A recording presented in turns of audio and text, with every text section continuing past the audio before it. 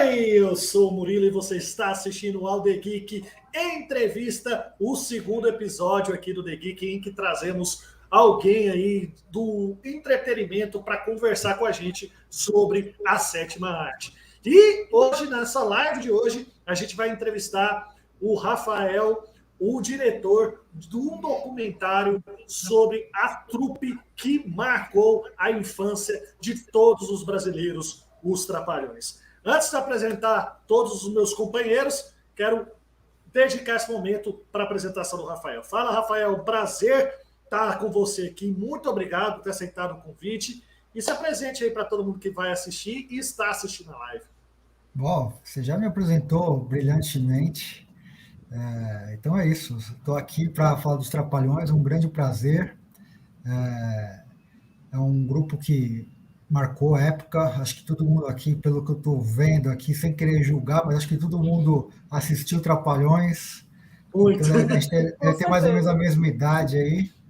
E com certeza fez parte da nossa infância, nossa adolescência. Com certeza, com certeza. Vai, Rony, faz uma pergunta para ele. Começa os trabalhos aí, por favor. Primeiramente, boa noite a todos. Agora ficou legal aí o som, né? O áudio tá legal, né? Legal. Beleza. Rafael, boa noite, cara. Bem-vindo aqui. Rafael, é o seguinte, eu te acompanho, cara, todos os podcasts que você tá, eu tô acompanhando. Tô lá, entendeu? Ali olhando, falo, pô, esse cara é sensacional. Quero muito ver o documentário dele. Inclusive, eu gosto de rever muito o podcast que você fez no Inteligência Limitada, né? Com o Rogério lá. Foi sensacional, incrível. Acho que é a quarta vez que eu vejo. Você vê como que eu sou fã, entendeu? E do seu trabalho. Mas, cara, a minha pergunta... Todos nós aqui vai abordar com você isso. Mas a pergunta... Lá de trás, por que ainda não veio ao ar o documentário? Assim, uma boa pergunta essa. O que acontece, né?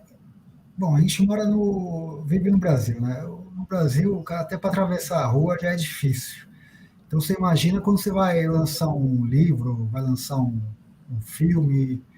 Caiu todo mundo? Só tá aparecendo eu. Ah, tá. E então tem uma série de amarrações, uma série de acordos, uma série de coisas que a gente precisa costurar para poder viabilizar isso. Então, desde o princípio foi muito difícil fazer. A gente fez muito na raça, e depois disso teve uma série de problemas, né?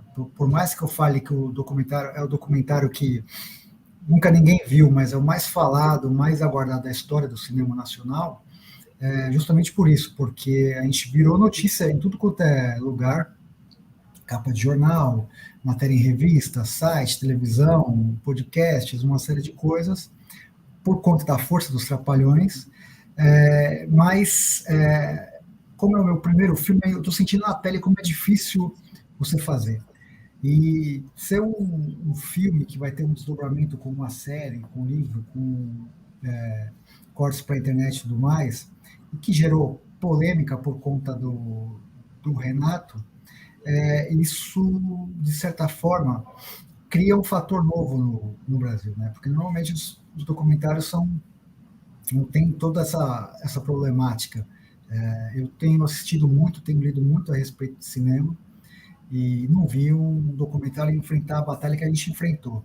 Então, tudo isso faz com que demore um pouco, mas a gente está muito otimista. Estamos finalizando já o primeiro corte. Esse primeiro corte ele vai ficar pronto já na semana que vem. E a partir daí começar a encaminhar para distribuidoras, para plataformas e negociar. Demais. Denise? Então, Rafael, eu fiquei curiosa quando eu vi até os livros, eu até falei, nossa, que bacana. Então, assim, eu queria saber de onde veio assim, a inspiração de você escrever esses livros dos Trapalhões, porque eu vi que são edições, né? Várias edições ali que foram feitas, né? No caso, ali eu vi 3. Tem mais algum livro fora aqueles que eu não vi? Exatamente esses. O primeiro que eu lancei foi o Cinema dos Trapalhões, por quem fez e por quem viu, em 2016. Esse livro fez um sucesso enorme, foi um ponto de virada na minha vida, porque eu não imaginava a repercussão, o sucesso que ele fez. Aí, no ano seguinte, eu lancei um sobre as histórias em quadrinhos dos Trapalhões. Esse livro ganhou uma segunda edição no ano passado, também já esgotou. E no final do ano passado, lançamos um livro-entrevista, eu chamo de livro-entrevista, que é uma conversa minha com o Victor Lustosa, que é uma lenda da história dos Trapalhões, um cara que tem uma história tão rica, tão bonita com o grupo, trabalhou nos principais clássicos do quarteto, e aí a gente faz um bate-bola, uma entrevista que eu faço com ele, e ele vai detalhando, vai esmiuçando toda a história dos Trapalhões. Então, conta muita coisa de bastidor, como o filme é feito, produção, enfim, uma série de coisas. Esse livro também é um livro que está fazendo muito sucesso. Quem gosta dos Trapalhões está se deliciando. As pessoas que compraram e já leram estão elogiando muito. E a minha ideia é que ainda esse ano eu lance a biografia do grupo. Eu chamo de Biografia em Primeira Pessoa. É um livro que eu fiquei 4 anos me debruçando sobre ele, pegando as principais aspas do grupo e fazendo com que eles mesmos contem a história dos Trapalhões. Nossa, muito legal. Muito legal. Danilo? Bacana, Rafael. Boa noite aí a todos. Boa noite. Eu cheguei a ver o documentário e tudo que cercou sobre a mídia, sobre esse trabalho que você fez, Rafael. Inclusive, por exemplo, eu vi junto com meu pai. Assim, o meu pai ele não é muito de ver comédia. Só que o meu pai acompanhava muito o Monty Python, né? Mais antigo, né? Eu pegava aquela comédia inglesa, né? Então, assim, a minha pergunta vai mais para o lado técnico. Até como jornalista, você pode me responder. Existe uma inspiração externa? Existe algum foco que você usou para poder trazer esses documentários, esses livros? Ou se existe uma inspiração pessoal sua sobre tudo isso, e inclusive, né, abordando também sobre a polêmica, né, de você, da forma como você conta, né, dos Trapalhões. Você poderia responder para a gente aí, por favor? Claro. Sem referência, sem inspiração, apesar de assistir muitos filmes, ler muito e ser admirador e fã de muitos diretores, mas a princípio fazer documentário foi uma coisa que aconteceu assim, não foi nem uma ideia minha. Eu tinha esses 2 livros, e aí uma produtora de cinema que chegou a trabalhar em um dos filmes dos Trapalhões conversou comigo e falou: Rafael, transforma a sua pesquisa num filme, porque isso vai ser melhor, porque as pessoas vão assistir mais, vão acompanhar a sua produção, porque vai ter um maior alcance. Livro pouca gente lê, mas um filme muita gente vai assistir. E aí que veio a ideia. Então foi assim, foi muito, muito por acaso que aconteceu. E a princípio não foi nada inspirado assim em um filme ou um diretor, apesar de ter bastante gente que eu gosto e admiro. Por exemplo, agora eu estou finalizando toda a filmografia do Pedro Almodóvar, né? É um cara que eu gosto muito dele.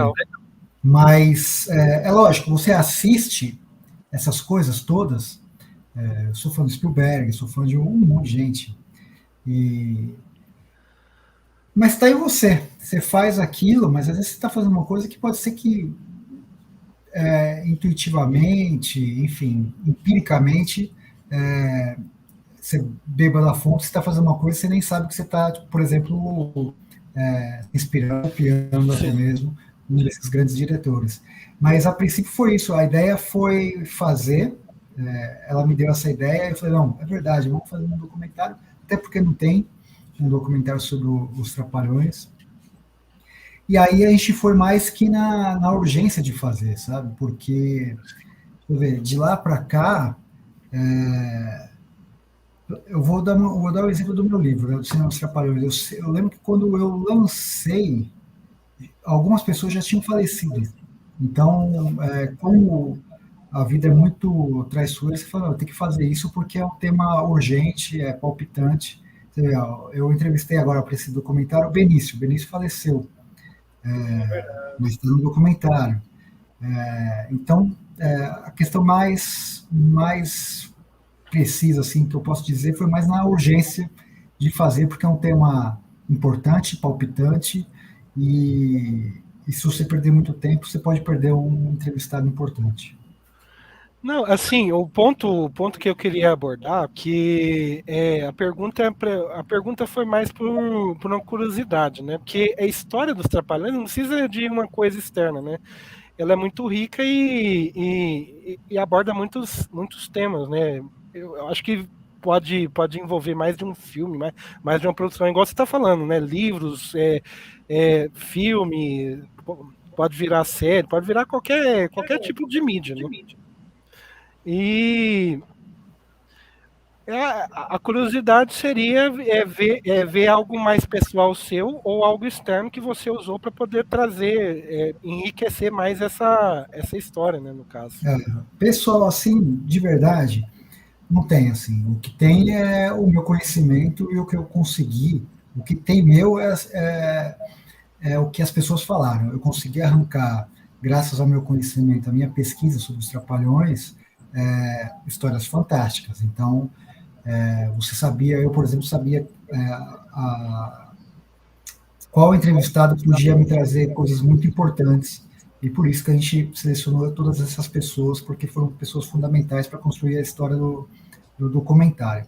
Então, eu acho que o meu grande legado nesse filme foi justamente trazer à baila, se fosse uma pessoa que, por exemplo, desconhecesse completamente a história do grupo, como já teve, você assiste documentário que você vê que aquela pessoa desconhece completamente a história do objeto de pesquisa. Você fala, caramba, esse documentário, esse filme não contou nada.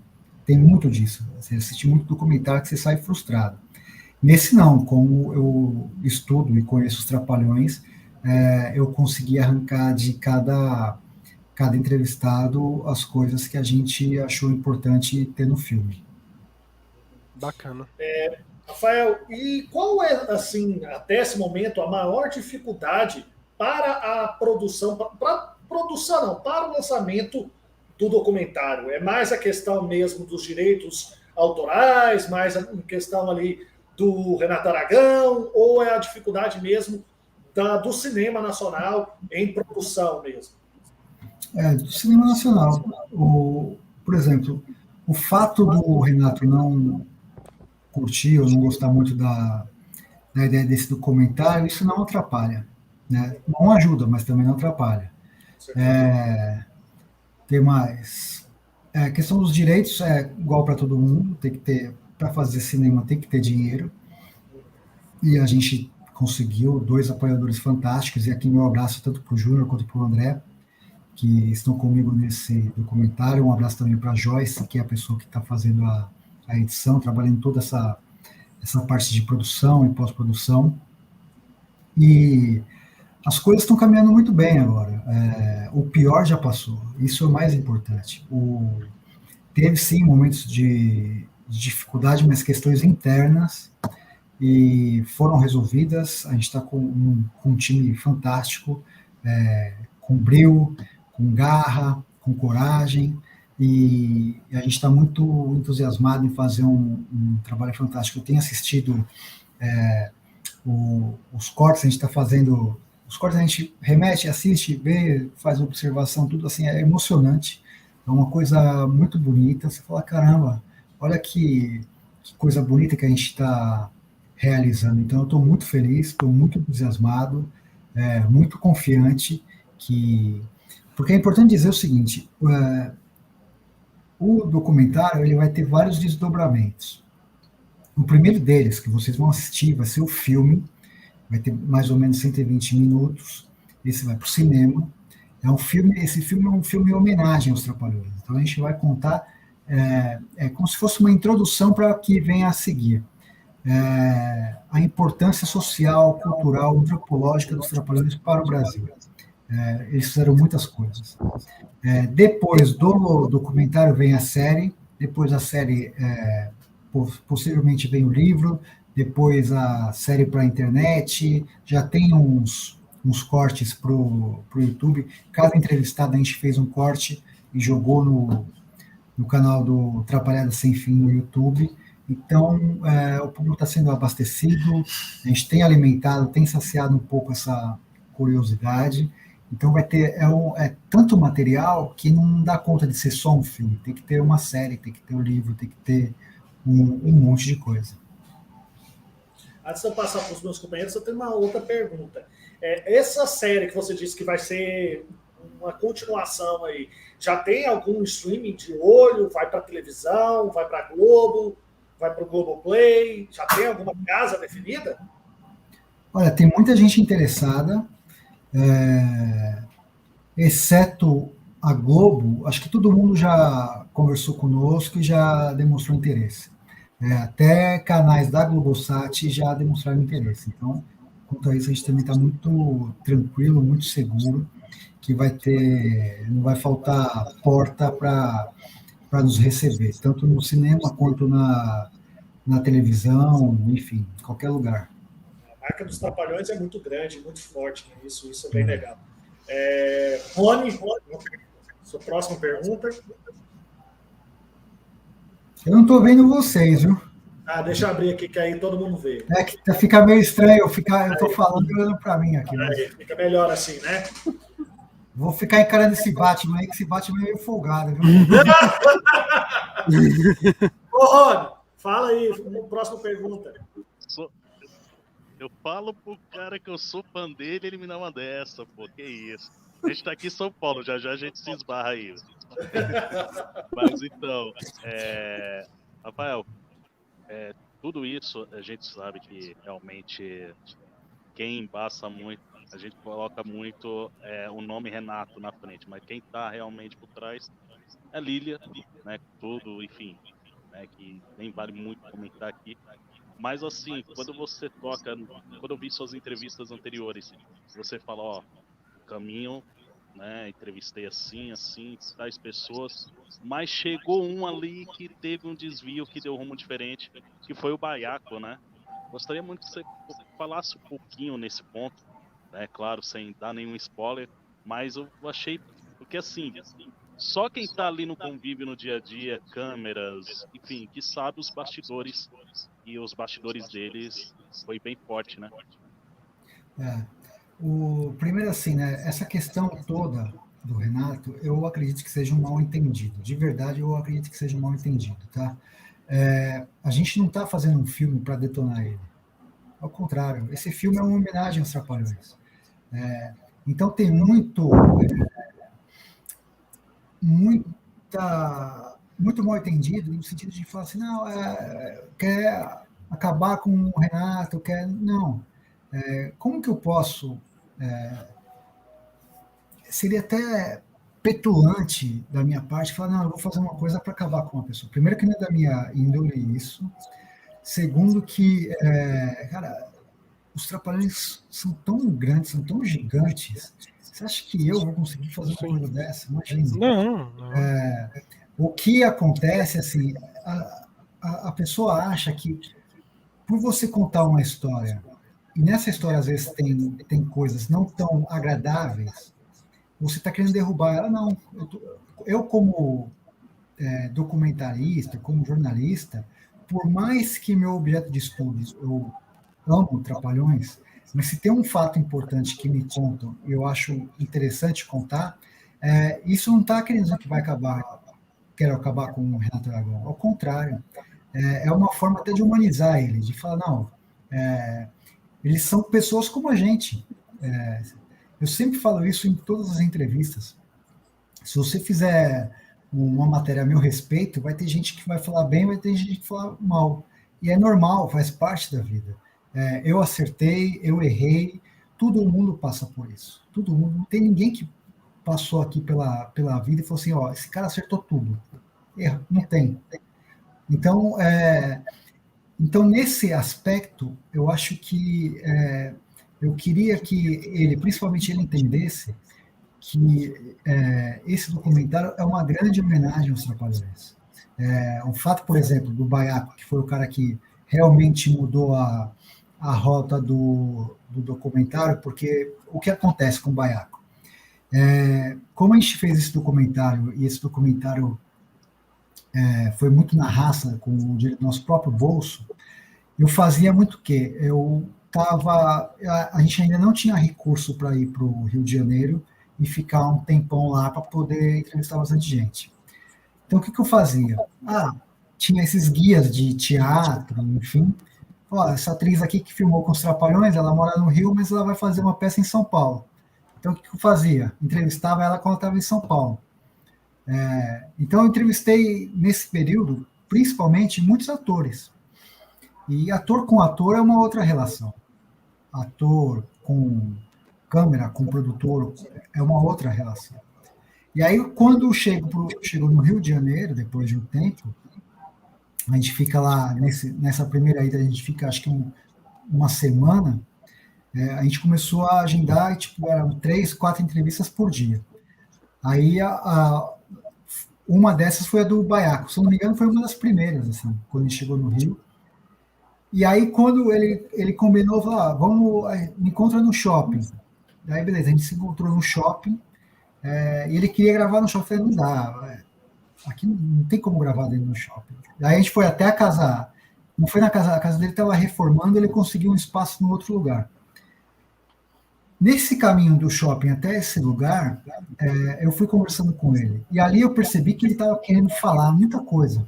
Eu falei, então, que bom, né? Porque o ator, por exemplo, eu entrevistei o Tony Ramos. O Tony Ramos não tem tanta coisa para contar como tem o Baiaco. Ele não viveu com os Trapalhões o que o Baiaco viveu. Em relação a tempo, em relação à qualidade do tempo, em relação a uma série de coisas. E aí, quando a gente começou a conversar com o Baiaco, você vai sentindo que a pessoa está... E como você conhece a história, tem coisa que ele falava, não, peraí, como que é? E aí ele falava mais ainda. Então, assim, com o Baiaco, a gente ficou, sei lá, umas 3, 4 horas só de entrevista. Né? Então, foi aí, por isso que eu falo que mudou. Porque e você vê que não é nada intencional. Quando você faz um documentário, você não sabe, você tem a ideia do seu tema, mas você não sabe como que ele vai acabar. Porque se, por exemplo, você quer fazer um documentário, sei lá, sobre o Batman, e as pessoas não contarem nada, o seu documentário vai ser uma coisa meio... Agora, depende mais dos entrevistados do que de você, o curso do documentário. Então, quando eu pensei em fazer um documentário, eu falei, contar a história dos Trapalhões. E no Baiaco, por exemplo, por isso que eu falo que ele mudou completamente, porque foi o primeiro cara que falou abertamente, e olha que eu estudo os Trapalhões, por exemplo, na questão do Zacarias de ser bissexual, que morreu de AIDS, uma série de coisas. Falou, opa, é a primeira vez que eu ouço isso. Você não vê na imprensa, você não vê notícia ninguém falando do Zacarias, a causa mortes, enfim, a personalidade dele, uma série de coisas. Começou a falar outras coisas do Renato, começou a falar do Dedé, do Mussum. Então, eu falei, caramba, aqui já tem uma mudança de rota, você entendeu? E a partir dele, do Baiaco, já com essas informações, já sabendo como que estava, aí você ia para outras pessoas que tinham uma linha hierárquica parecida com a dele, tipo, de já conviver, conhecer os Trapalhões, estar ali no dia a dia, que você, o que você fazia? Você falava, não, vou confirmar com uma segunda, com uma terceira fonte, com não sei o quê. E aí as pessoas foram confirmando tudo aquilo que ele falou. Às vezes complementando, às vezes enriquecendo mais detalhes, enfim. E foi isso, assim. Por isso que eu falo. E gerou, assim, quando estava uma coisa, isso é engraçado de falar, porque quando estava uma coisa só tipo, o Renato tá querendo barrar o documentário, não sei o quê, esses fã-clubes dos Trapalhões, por exemplo, não falavam nada. Quando comecei a falar do Zacarias na imprensa, falar, aí o Zacarias morreu de AIDS, o Zacarias era bissexual. Então, cara, o que começou de gente a me xingar, para você ver o preconceito das pessoas em relação à sexualidade, né? A caretice das pessoas. Porque o fato do eu falar que o Zacarias era bissexual e morreu de AIDS, isso para as pessoas é uma ofensa e não é. A gente tem que naturalizar isso e falar, o cara não vai deixar de ser um artista genial, um cara que eu sempre fui fã, por conta disso. E aí tem uma outra... que isso eu não posso revelar, mas assim... aí você vai falando, e aí eu recebi uma pista de uma pessoa que, por exemplo, tudo que foi falado lá, se alguém um dia contestar, na hora que eu apresentar esse cara na série, aí ninguém vai poder falar mais nada, entendeu? Porque a gente descobriu uma pessoa que nunca ninguém falou com essa pessoa a respeito do Zacarias, e a gente conseguiu falar. Eu não vou ainda dar o nome, não vou falar quem que é, tal, mas assim, esse cara, porque vai ter o Zacarias, assim, eu fiz já um esqueleto da série, e a ideia é que tenha, isso tudo pode mudar, dependendo da negociação e tal, mas assim, o que a gente está desenhando é mais ou menos uns 17 episódios, com vários temas. Vou ter assim, na série, isso eu não estou falando da série. Muita coisa. Bastante. Da série, vai ter tipo assim, o início, então a gente vai contar o início dos Trapalhões, TV Tupi, Celso, Record, até chegar daqui. O quê? Episódio de 20 minutos, meia hora? Quanto tempo você pode falar? Depende do entrevistado, né? Depende do tema, né? Porque cada episódio ele vai ser temático, tá?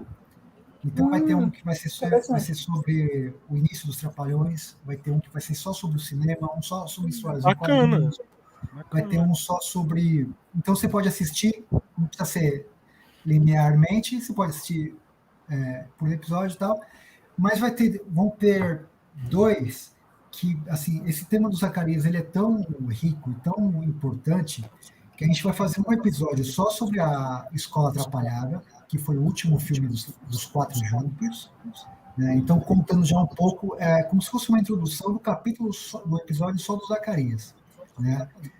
Nesse episódio do Zacarias vai entrar o Baiaco falando, vai entrar um monte de gente falando do Zacarias. Isso é uma coisa assim, que Renato sabe, Mussum sabia, Dedé sabe que o Zacarias era bissexual. Eles não falam até hoje, não sei porquê. Bobeira, mas assim, você vê essa questão do preconceito. E aí a gente vai fazer um outro episódio só com esse cara que a gente encontrou, vai ter um episódio só dele, para poder fundamentar tudo aquilo que a gente falou a respeito do Zacarias, entendeu? Porque esse cara é uma figura-chave nessa história do Zacarias. Aí eu quero ver quem que vai falar que a gente está errado, está mentindo, viu? Então, naquela época, não tinha tanto... Desculpa aí, Murilo. Então, naquela época... Só a gente tem uma pergunta aqui, Dê. Desculpa te cortar. O Nate, do The Night Show, está perguntando aqui qual foi a maior descoberta sobre os integrantes. Acredito que foi essa, né? Talvez. Mas sabe que é engraçado isso, né? Porque a gente acha que conhece a história, e você vai conversar com esses caras e você fala assim, eu não sei nada, né? E realmente a gente não sabe nada, porque o que é dito na imprensa é o que eles queriam dizer, assim, quem sabe tudo são esses caras que viveram, né? Exatamente.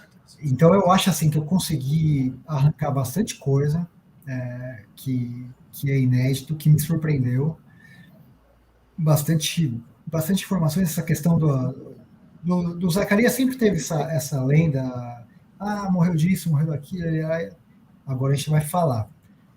Teve coisas sobre o Tio Macalé, teve coisas sobre a participação no lucro dos filmes. Tem uma série de coisas que você fala assim, caramba, de fato, a gente não conhece. Por mais que você fale, você estuda, sabe tudo, eu não sei nada. O que eu faço, de verdade, é escrever e tentar... Eles não falam, né, Rafael? Eles não... Você tem que buscar onde pessoas que relacionaram com eles, né? Porque o Renato, por exemplo, não fala, né?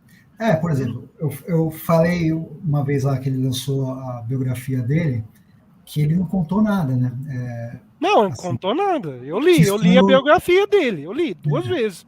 Ele não contou nada.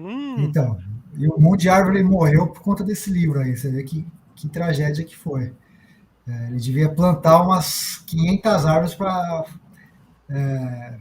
perdoar isso. a Então, cagada que pegando... fez. Mas Isso. assim... Então, tem gente que não vai contar.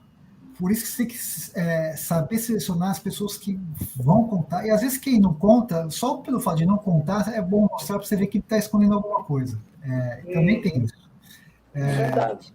Mas a gente conseguiu, a gente teve uma felicidade muito grande de montar um elenco muito vasto, muito plural e muito rico, assim. Então vai desde ator, atriz, diretor, até o dublê, até o gerente do banco, até o cara da produção, enfim, uma série de pessoas que dão um norte interessante a respeito dos Trapalhões. Então, Rafael, pegando aí o gancho aí que o Danilo falou sobre a questão da biografia, mas também falando sobre as descobertas, eu acho assim, para a época dos Trapalhões não existia tanta comunicação como a gente tem hoje, né? Então, assim, as informações até dos episódios da série, de alguns filmes, a gente sabia muito por cima, né? Só depois, com o passar dos anos, que a gente acabou sabendo detalhes, mas poucos, né? Até porque eles não deixam revelar tanto, né? Pela questão da briga do Didi com o Dedé, né? Que aconteceu, que depois eles fizeram as pazes e fizeram o programa novamente, né? Mas, assim, pelo que você falou, é difícil de conseguir realmente porque eles não se abrem, né? Então, tem, de certa forma, um certo bloqueio, assim, de conseguir informações sobre eles? Eles gostam de dourar a pílula, né? Fazer uma moldura que não é a realidade. Mas tem um problema, assim, tem os jornais, tem a história, essas coisas não se apagam, né? Você falou, não é como era hoje, realmente não é. Mas, assim, quando eles se separaram em 83, teve uma cobertura muito boa da imprensa sobre a separação dos Trapalhões.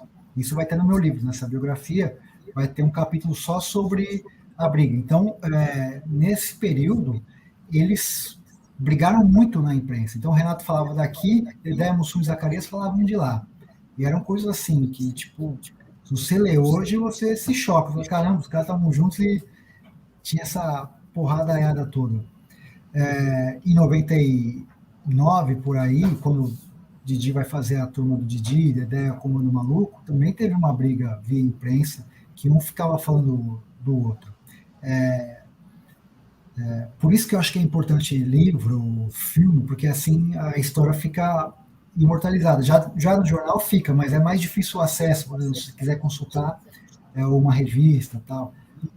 Então é importante contar isso. Quando ele fala, no livro lá que vocês leram da biografia do Renato, ele colocou em uma linha a briga de 83. Falou que foi um problema administrativo. E foi tudo, menos isso.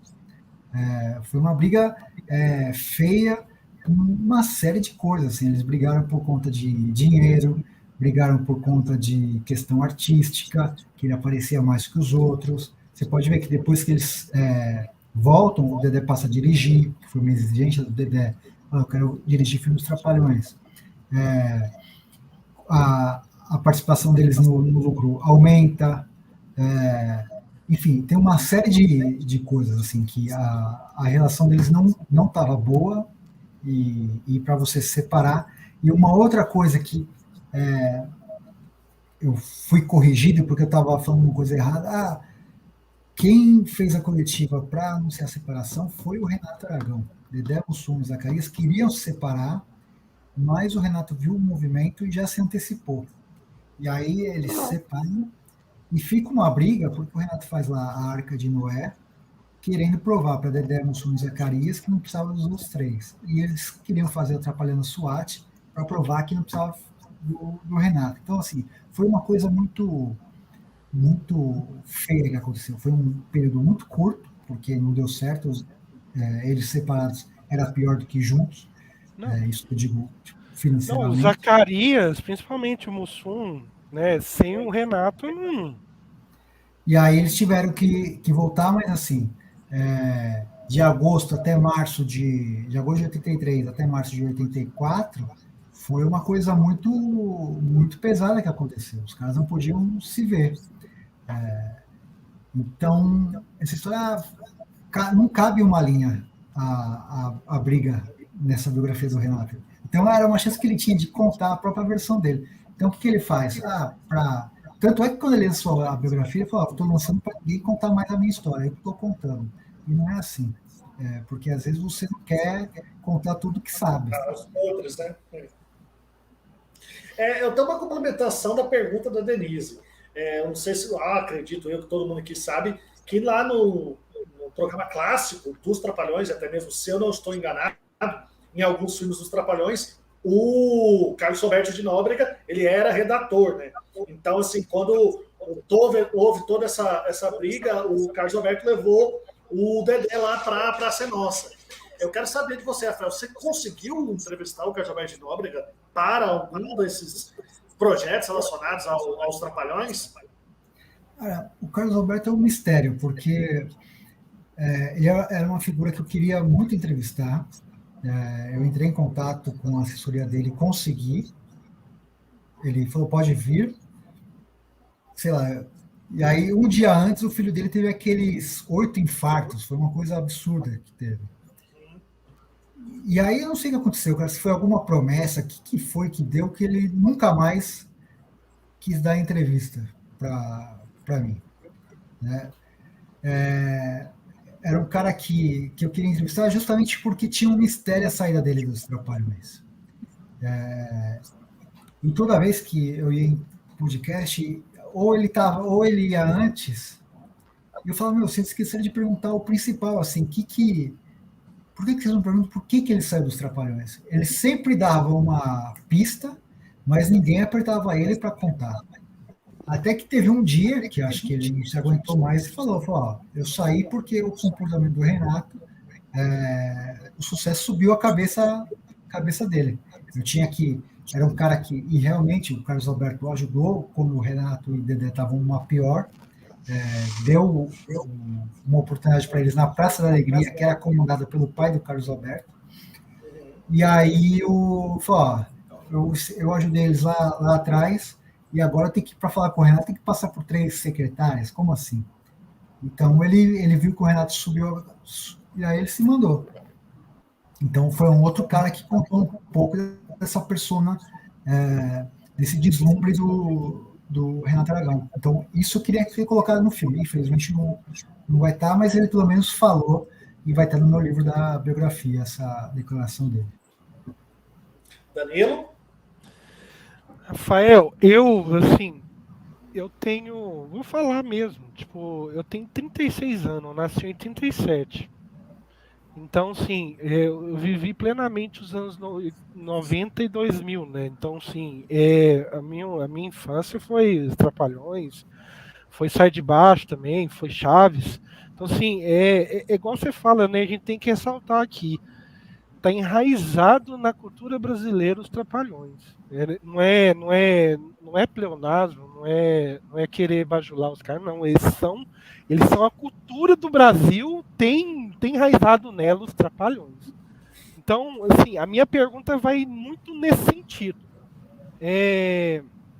O que você, assim, sem dar spoiler também, igual o Rony estava falando, sem dar spoiler, o que você pode contar pra gente? Porque, por exemplo, eu passei 30 anos vendo os Trapalhões. Até hoje eu vejo. Eu vejo vídeos, eu vejo... Assim, até hoje eu vejo. Então, assim, tem muitos vídeos. É uma coisa que a gente conhece dentro do nosso íntimo. é uma coisa que está aqui. Por exemplo, Rafael, eu tenho um primo que é alemão. Lá na Alemanha, meu primo, que nunca veio no Brasil, conhece os Trapalhões. Conhece. Então, assim, é uma coisa que está muito, muito profundamente enraizada na cultura brasileira. Então, a minha pergunta é basicamente essa. O que você pode contar? Sim, eu sei que não, coisas muito reveladoras você não pode contar porque vai ter nos filmes, vai ter nos livros, vai ter nos documentários. Mas qual conhecimento, qual experiência pessoal, como é que foi conhecer eles? Como você pode contar para a gente uma coisa que ninguém sabe ou que não tenha nesses documentários ainda? Eu mesmo, eu estou te falando, a pergunta é bem genuína, é bem autêntica. Porque a gente vê os Trapalhões, eu vejo Trapalhões a vida inteira. Então, assim, eu queria saber mais. O que você pode passar pra gente? Você não vê no noticiário, não vê em nada, não vê ninguém falando. Passa esse conhecimento aí pra gente aí, que eu entendi o que o Dani quis dizer. É mais ou menos o que você nos passou aí sobre o Zacarias, entendeu? É um lado assim. Não só o Zacarias, pode ser coisas, né? Pode ser coisas diversificadas também. Porque, Murilo, a gente aqui, eu tenho certeza. A gente tá vendo os Trapalhões tem 30 anos ou mais. Então, assim, sobre os Trapalhões a gente já sabe. Entendeu? Sobre o show deles, os filmes, a gente já sabe. Só que eu queria saber do Rafael, já que ele tem esse conhecimento aprofundado, se tem alguma coisa que pode nos contar. Você viu que a Roberta te elogiou aí, né? Falou que você é um cara muito, muito novo. Valeu.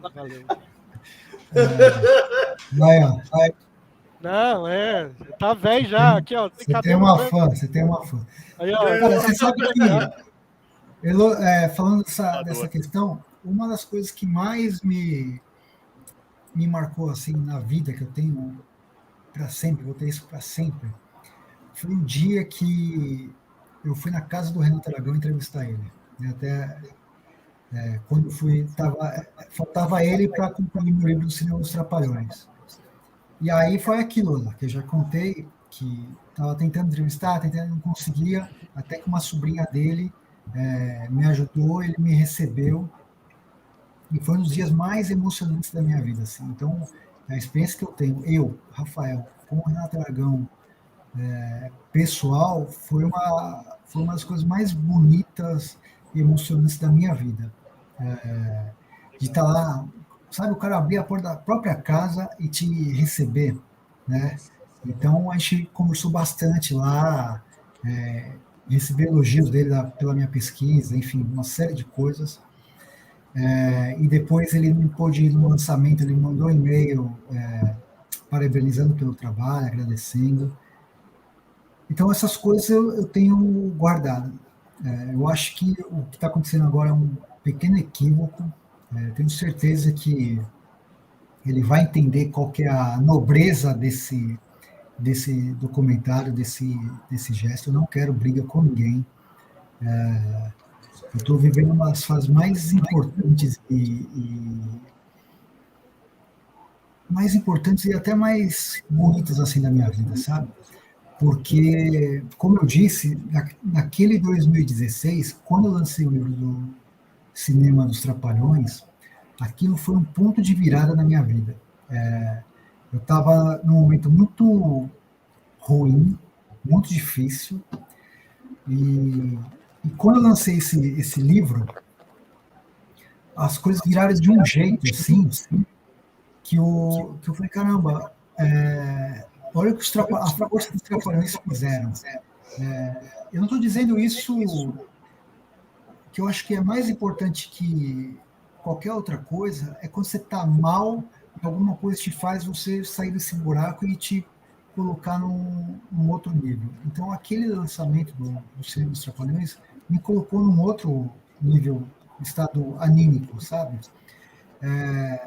Então, eu devo muito aos Trapalhões. Eu estou fazendo agora uma tese, eu entrei agora, foi um sonho que eu sonhei por 10 anos, de fazer um mestrado. E eu consegui graças aos Trapalhões. A minha tese vai ser sobre os Saltimbancos Trapalhões. Então, tudo isso que aconteceu, todas as coisas que eu fiz de 2016 para cá, se não foram relacionadas diretamente aos Trapalhões, eu consegui fazer graças ao conhecimento que as pessoas tinham, a minha pesquisa dos Trapalhões. Então, eu devo ao Renato Aragão, eu devo ao Dedé Santana, eu devo ao Mussum, devo ao Zacarias, essas coisas todas. Eu não quero... A minha ideia é salvaguardar a memória dos caras, preservar isso. Então, quando eu coloco lá no PBT sobre os Trapalhões, uma foto rara, não sei o que, tal, o que é? Para as pessoas nunca esquecerem a importância dos Trapalhões.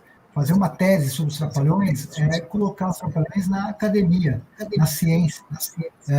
Fazer um filme é mostrar para o Brasil todo, para o mundo todo, porque vai ter gente que vai assistir da Nova Zelândia, na Itália, onde for, esse filme. Então vai lembrar, até mesmo um gringo vai ver esse documentário e falar, caramba, esse grupo de humor legal que o Brasil teve. Então, eu queria que ele, de verdade, eu já falei isso para ele, entendesse que a gente podia se unir, que a gente podia conversar e aparar as arestas, porque esse documentário é uma grande homenagem aos Trapalhões.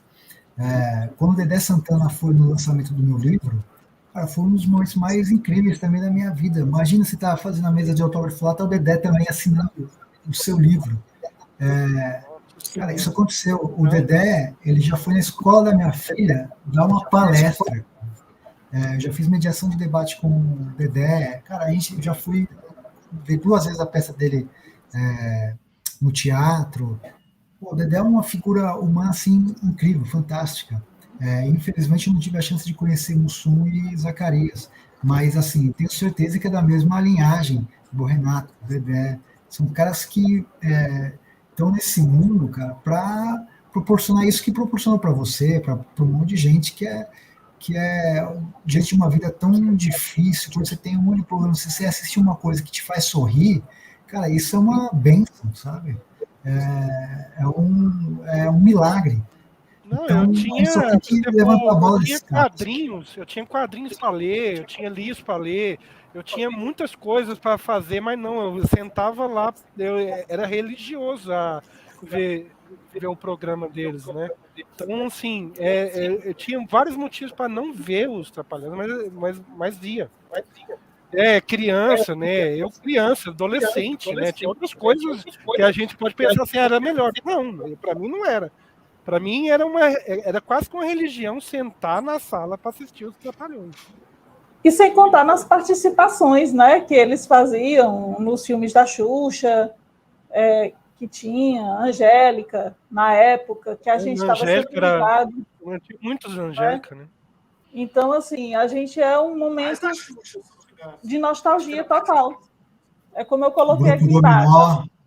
Dominó. Isso, Dominó também. Dominó também. Que as piadas eram bem espontâneas, então a gente acabava rindo daquele momento, mesmo se a gente não tivesse tão bem, mas acabava rindo das piadas, porque era um momento super espontâneo. Exatamente. E o mais engraçado era que dos Trapalhões é uma coisa que eu vejo hoje no Brasil, apenas ali no Vai Que Cola. É que muitas vezes eles mesmos não aguentavam a piada do outro. E eles começavam a rir. E isso não era cortado, isso era deixado. Então isso era muito, muito legal. E você sabe que, coincidência, né? Hoje eu estava falando com um cara que, como estou fazendo essa tese aí sobre os Saltimbancos, eu consegui entrevistar um cara que fez o som direto do filme dos Saltimbancos, né? E aí eu perguntei para ele qual que foi a recomendação para você nesse filme, porque o cara já tinha trabalhado com um monte de cineasta consagrado e estava indo trabalhar com os Trapalhões ali pela primeira vez. Ele falou, o diretor só pediu para fazer isso, deixa os caras à vontade, porque assim, tem muita improvisação, então Não é eles que têm que fazer para você tem que fazer para eles. Então, assim, não tem um roteiro, ele vai fazer assim ali, pode sair qualquer coisa, e isso que é o mais bacana, sabe? Não é uma coisa, nunca foi uma coisa, tinha ali um ponto de partida, mas eles não seguiam ao pé da letra. Era um ponto de partida para depois vir um monte de improvisação. Então, por isso que quando um zoava o outro, aquele riso era realmente genuíno, autêntico, porque saiu ali na hora. Não, eu não conseguia ver o Mussum sem o Renato. Eu não dava. Tipo, os dois eram uma sinergia tão maravilhosa que as coisas fluíam, né? Às vezes o Zacarias, às vezes o Dedé, mas para mim os meus favoritos sempre foi o Mussum e o Renato. Então, assim, os dois... O Dedé, ele sempre tem muitas vezes que eles estão contracenando ali, o Dedé tenta voltar pro roteiro, né? E não conseguia porque eles ficavam zoando o tempo todo. Cara, então, era muito natural. A sinergia era muito... Indo para a reta final da live, eu quero fazer uma pergunta aqui sobre uma observação como fã dos Trapalhões. Eu gosto muito de Trapalhões e gosto muito de Chaves. Então, assistindo alguns episódios dos Trapalhões para a live, para a gente conversar, eu vi algumas referências muito interessantes, assim, na questão de piadas do time que o Roberto Bolanos usava no Chaves, que os Trapalhões também usavam. Então, assim, na sua pesquisa, Rafael, você conseguiu ver isso? Tem mesmo essa inspiração no Chaves, os Trapalhões? De fato, acho que não tem. Eu acho que é uma coisa completamente diferente, sabe? Por mais que a gente busque essas coisas concatenadas, eu acho que o humor dos Trapalhões era um humor que estava... qual que era, para mim, assim, o segredo?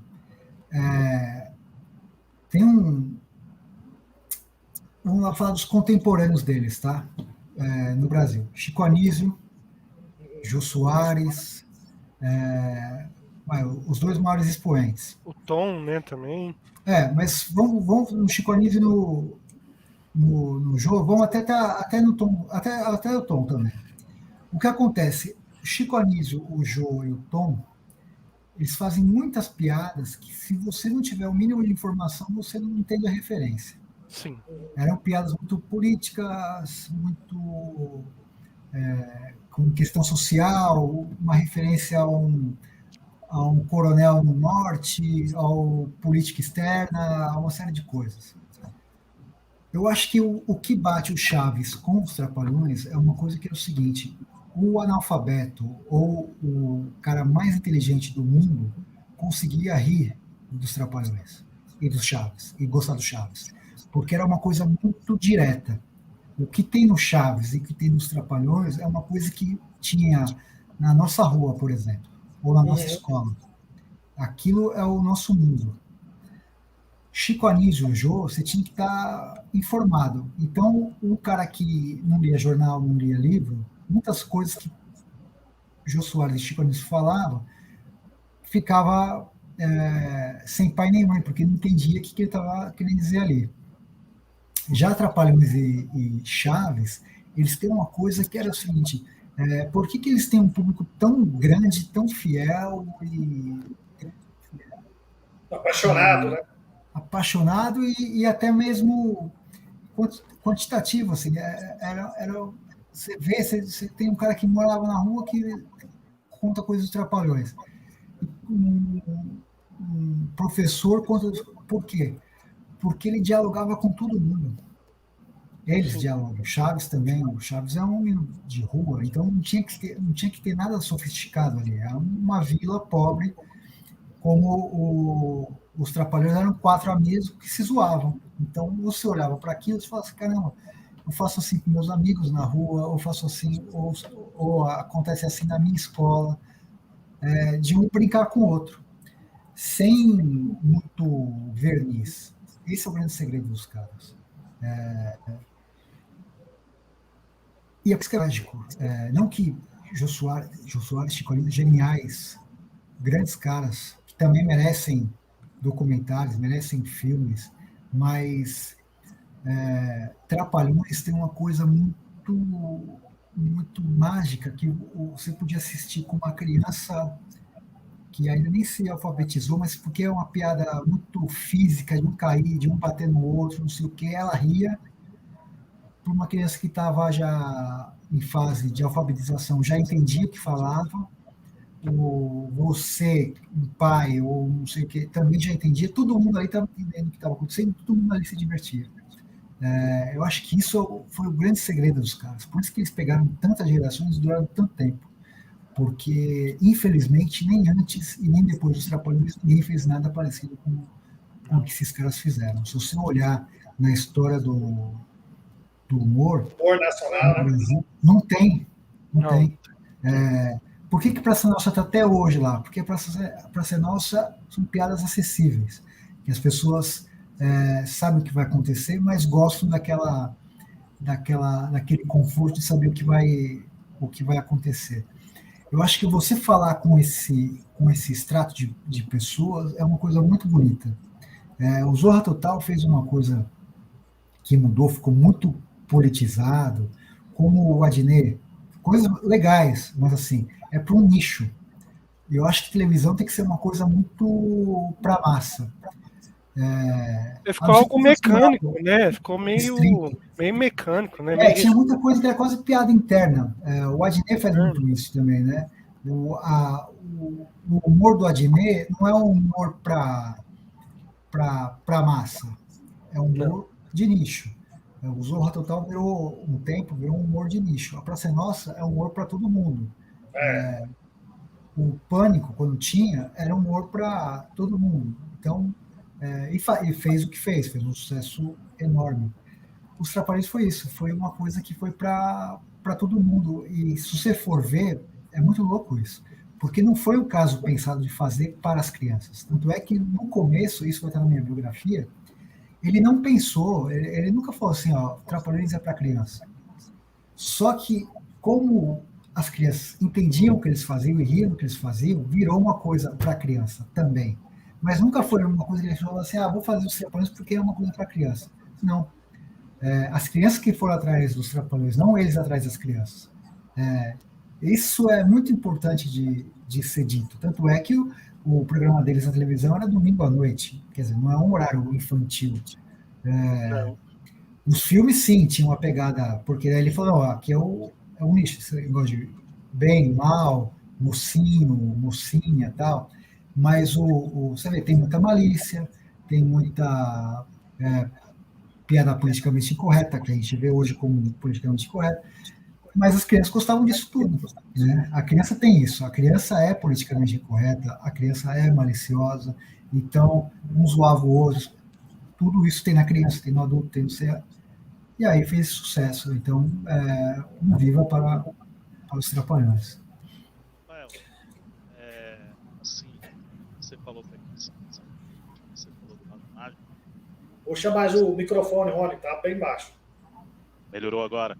Agora sim. Agora sim. Agora sim, né? Ele está na Batcaverna. Tá falando lá com o Alfred. Ele tá lá falando com o Alfred e a gente não escuta, não. Tem que estar aqui, porque né, o pessoal da liga começa a ligar aqui, aí já viu. Então, você falou desse lado mágico, assim. Cara, eu costumo dizer, o Murilo sabe disso, porque eu falo de brisas, né? E como eu fiz teatro, e cara, no meu lado de humor, eu sempre me inspirei no Renato. Inclusive, até na faculdade, uma peça que fizemos, eu falei, pessoal, vamos fazer os Trapalhões, vai ser diferente. Foi muito bacana, sabe? E a gente fez 4 cenas e uma delas foi justamente aquela, né, a filha do seu Paceta, que, cara, aquele episódio é sensacional, né? A interação dele com os Zacarias ali é fenomenal. Então, assim, você acha que até mesmo por trás dos bastidores e no programa em si ao vivo, você acha que é algo místico, é algo mágico mesmo, é diferente, entendeu? De qualquer outro. Você olhar assim, você fala, pô, cara, isso aqui é diferente mesmo, é de outro planeta. Eu acho que tem um contexto histórico que favoreceu eles, sabe?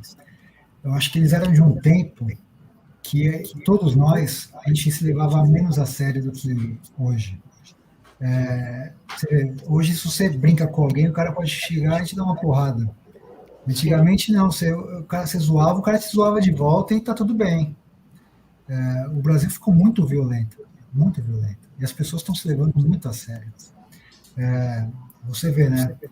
Num quadro Os Trapalhões, chegava lá o Mussum, chamava o Dedé de cabeça chata, ou de cardeal, né? Que era o peito branco e a cabeça tingida, igual o cardeal.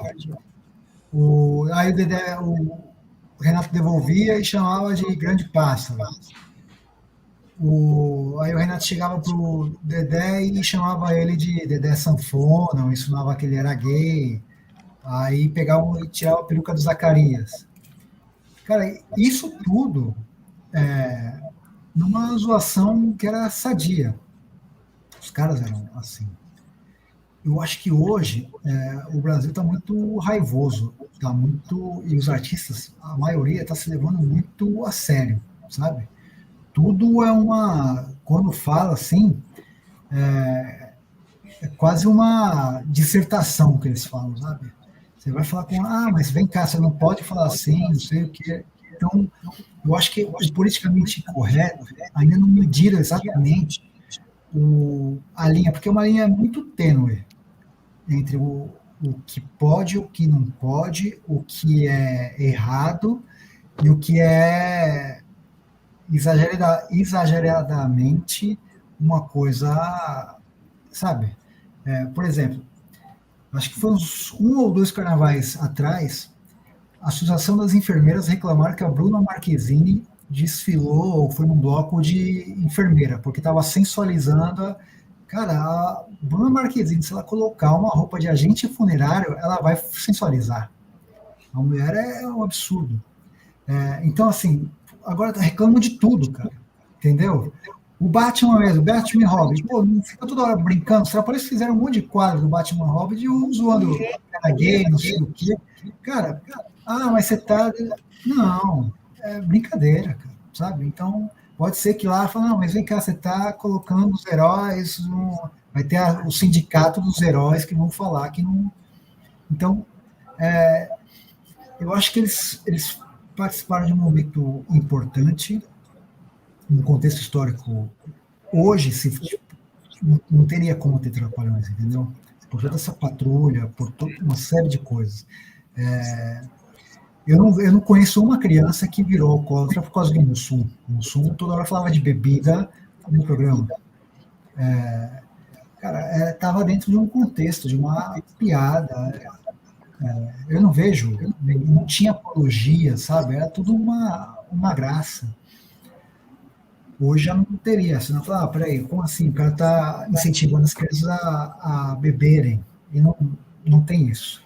Não conheço um caso que teve alguém que começou a tomar cerveja por causa do Mussum, ou ser homofóbico por conta das piadas que fazia com o Dedé. Ao contrário, é tudo muita leveza. E essa brincadeira era até, se olhar bem, era até com respeito, porque, tipo, brincavam e tal, mas ninguém agredia, ninguém xingava. Não, Rafael, era a identidade nossa, brasileira, né? Não era uma coisa que era uma ofensa para outros. Era as piadas que, por exemplo, a gente via esse tipo de piada num bar, numa festa junto com amigos, ou, por exemplo, num serviço. É coisa nossa, né? Não é uma coisa que para ofender os outros ou deixar de ser. Então, assim, era um humor autêntico, era um humor que trazia à tona a naturalidade brasileira, né? E parece que as pessoas perderam isso, né? Perderam e te conto uma coisa, cara, assim, ó, eu sou um cara que tem uma fala mansa, tem até um trejeito meio delicado. Um monte de gente chega lá e brinca comigo, olha essa, porque eu cruzo a perna assim, sabe? E brinco, amigo, fala, mas você é viado, entendeu? Não, é brincadeira. Eu vou levantar, aí eu pego e zoo o cara, assim, entendeu? Assim, qual que é o... E a gente faz isso, só que assim, se alguém está passando ali e pega isso fora do contexto, é capaz de fazer um BO e denunciar por, sabe? E é uma brincadeira, ninguém está... Ninguém está agredindo, ninguém... Um amigo seu ou amiga, você tem uma intimidade, você não zoa, não fala, sim, e vice-versa. Ué. Entendeu? Nós somos assim. Eu costumo dizer que os trapalhões e os mamonas, hoje em dia, aquilo que você falou, Rafael, realmente não teria muito espaço. Não, olha que eles falavam. Olha Jumento Celestino hoje, hein? Olha Jumento Celestino hoje, hein? Sei, gente. Tanto é que se você for ver, quais programas de humor tem hoje? É difícil fazer humor. É só sai de baixo, não, vai que cola. Vai que cola então, na TV aberta. Praça Nossa. Praça Aberta tinha direto. Todas as emissoras, praticamente todas as emissoras tinham. Agora tá difícil. Só tem a Praça Nossa.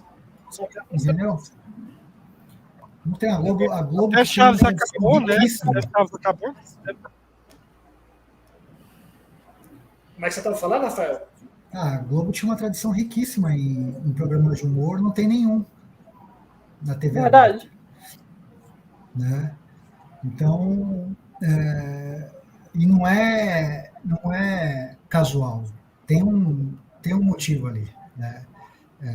Tá difícil, porque você tem que fazer uma piada, tem que ter do lado um advogado que pode, o que não pode.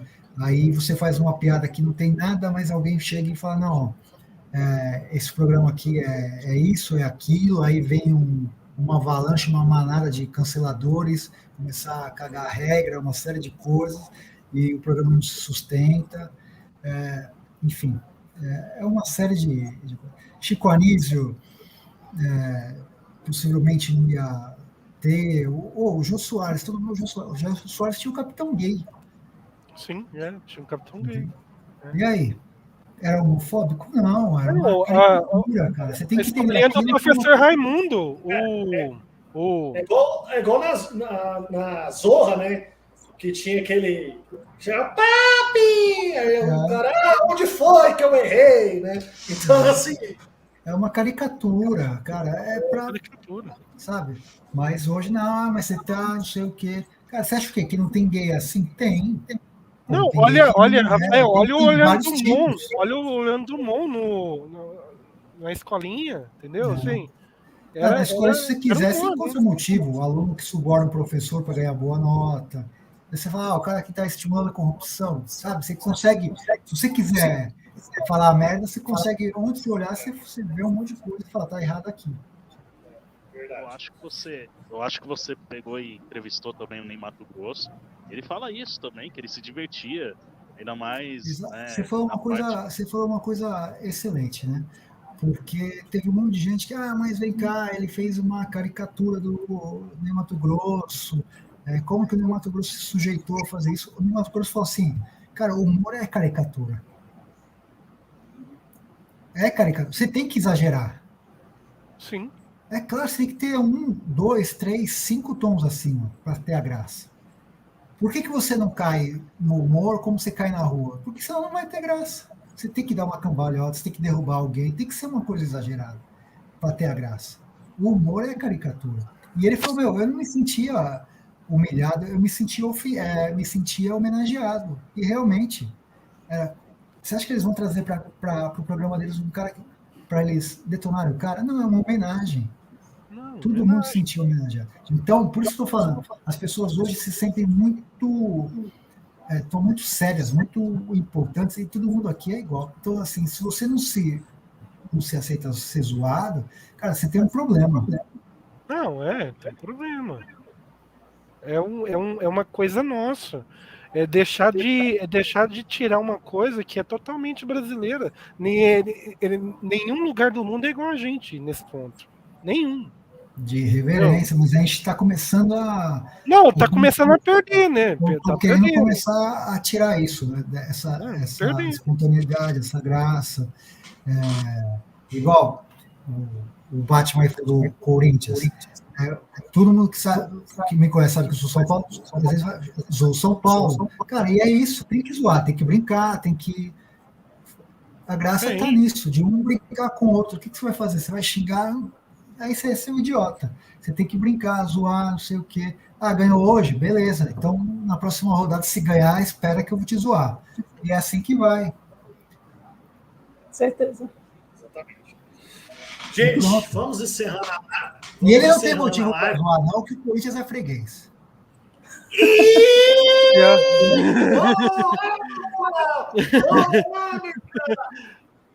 Só lembrar que o primeiro título brasileiro do Timão foi no Morumbi lotado em cima deles. Acontece.